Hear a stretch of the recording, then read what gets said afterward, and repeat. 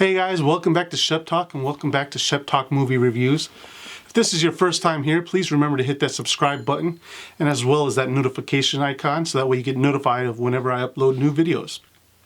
Also, you can follow me on Instagram, Twitter, and Facebook. Links to all those will be in the description down below. Now, let's get to my review of Batman Under the Red Hood. Batman Under the Red Hood was directed by Brandon Vita, who before this movie directed a lot of animated TV shows, including The Batman.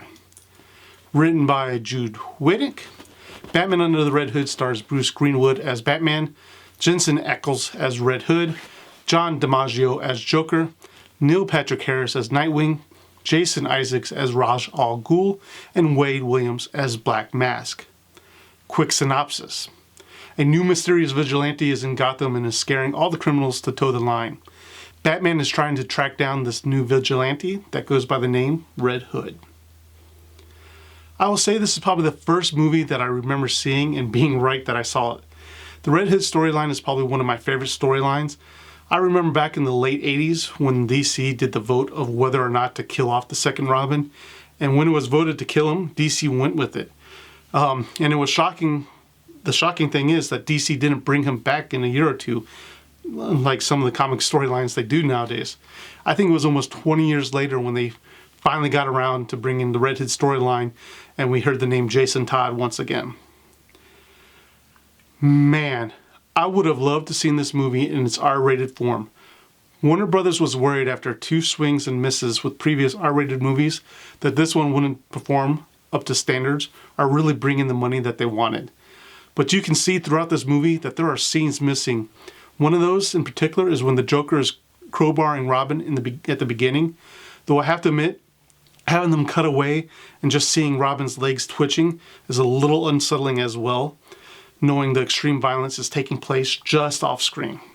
But this has always been talked about. Why does Batman take these young teens out on dangerous missions? When he was their age, he was traveling the world, becoming a master of things to help him take down those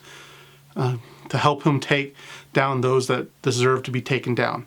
All the Robins don't really seem to have all that training, except maybe Damian, who has been trained by his grandfather since he was born, but that's a future Robin. Really, why does Batman need a sidekick when for the most part he is a loner, or when he does team up it is usually with Superman and occasionally Wonder Woman? But even the writer of the comic agrees that the animated movie is better than the comic because he was able to adapt more in the animated film. I do have to say, from start to finish, Batman Under the Red Hood story is pretty tight and keeps you engaged, and to me is really something that we don't see often, be it in comics or movies. As for the voice acting, I would say 95% of the voices work for me. I can see how everyone wants Jensen Ackles as Jason Todd in a real-life rendition. His voice is really well suited for Jason Todd Red Hood. Even though we don't have Kevin Conroy in this movie, Bruce Greenwood does a stand-up job as Batman. I was really surprised to see Jason Isaacs' name pop up in this movie. I really didn't know that he did voice work, but he did a good job as Ra's al Ghul. Neil Patrick Harris did a good job as Nightwing, but you could tell that it was NPH doing his own voice, not really changing things up too much. Though it didn't really distract, it's just you could tell it was NPH, and sometimes you're like, Neil Patrick Harris is Nightwing. The one I really had an issue with was John DiMaggio as Joker. I know for some reason he was not their first choice and that they replaced the actor with John, but his voice just did not convey Joker to me. Now when he laughed, he nailed it. But just him talking, it wasn't there for me. The animation in this movie is 50-50 for me also.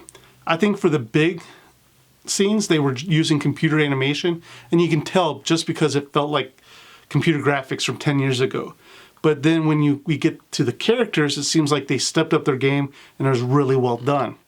I think they thought they could use a broad stroke for the big scenes and then concentrate on the characters in smaller settings and get it right, which I will say was all right.